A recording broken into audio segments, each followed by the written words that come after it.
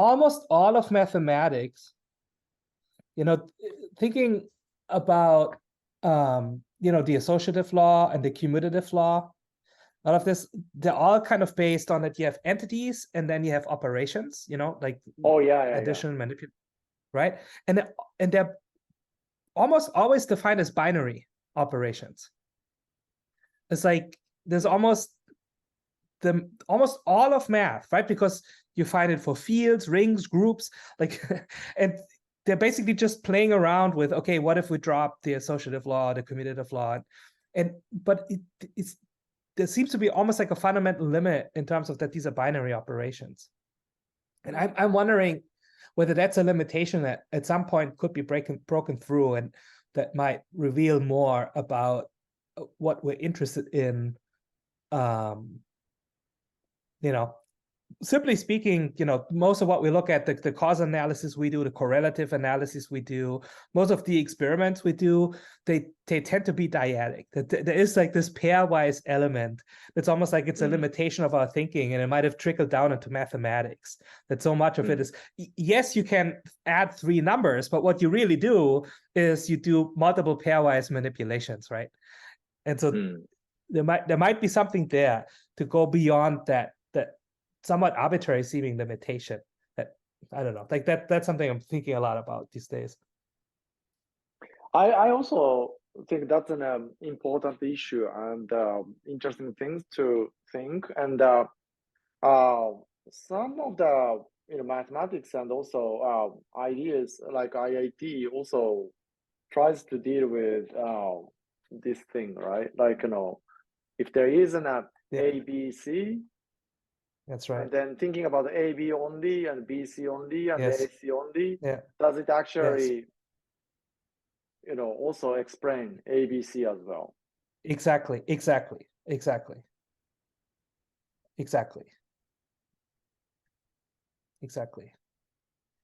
And I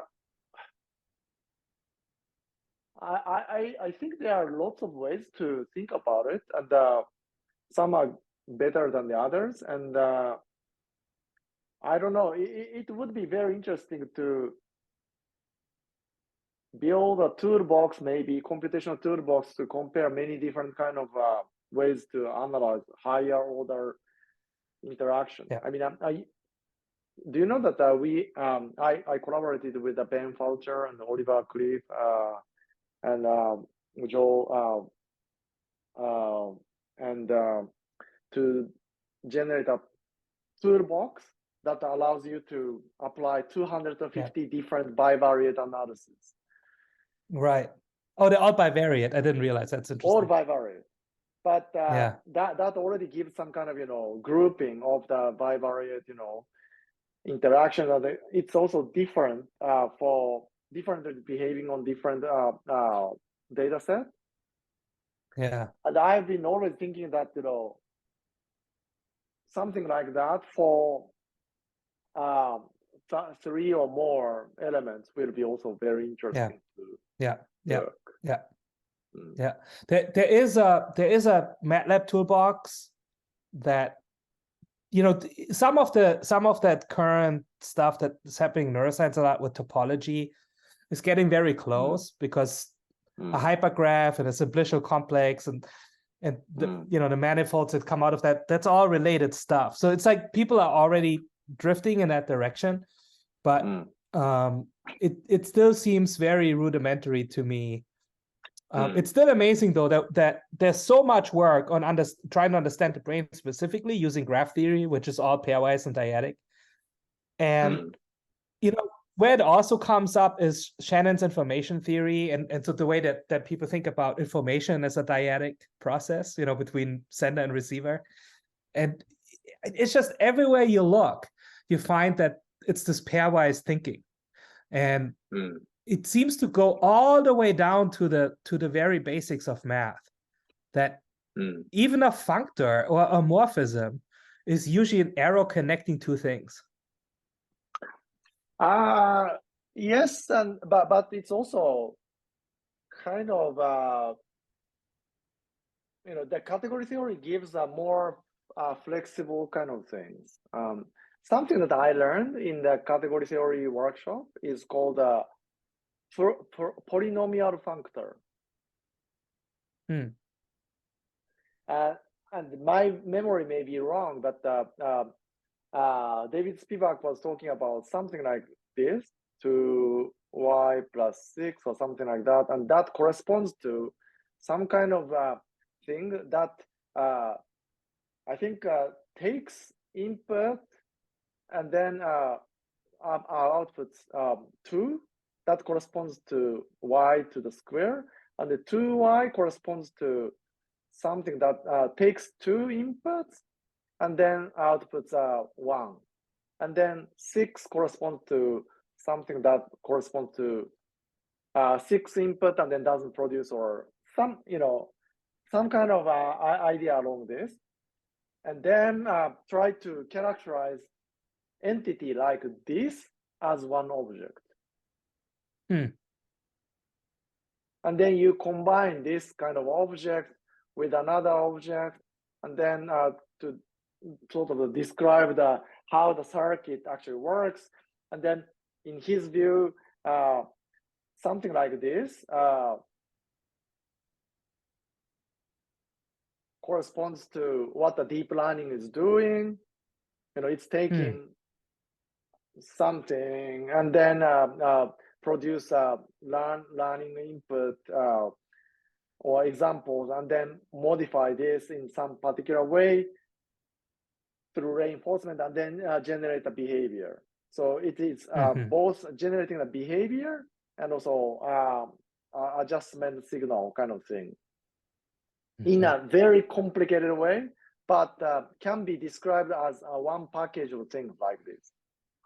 So in a sense, I may be wrong about the sort of the details of the thing, but the idea is that the category theory can kind of put the complicated structure as one package and then deal it with that to another one. So it's not also a very coarse kind of bug, like a cell 1 and then cell 2 can be connected like this way, but it's only through when there is some kind of receptor here and the receptor here matches, and then this receptor and then this receptor doesn't match, and then another one here and here in the presence of something matches, then this C2, C1 and C2 can over here, or all of this can be masked as this C1, C2 relationship. So interesting. Okay. I think category theory can even deal with this as an entity. Like somebody told me you can take that and turn it into a monoidal category. So basically it's another way to look at that hyper edge between 3 nodes. So again, it seems that it's interesting that all of these thoughts timely, they kind of converge, almost like in a Jungian unconscious synchronicity sense. Sometimes these things that just happen at the same time.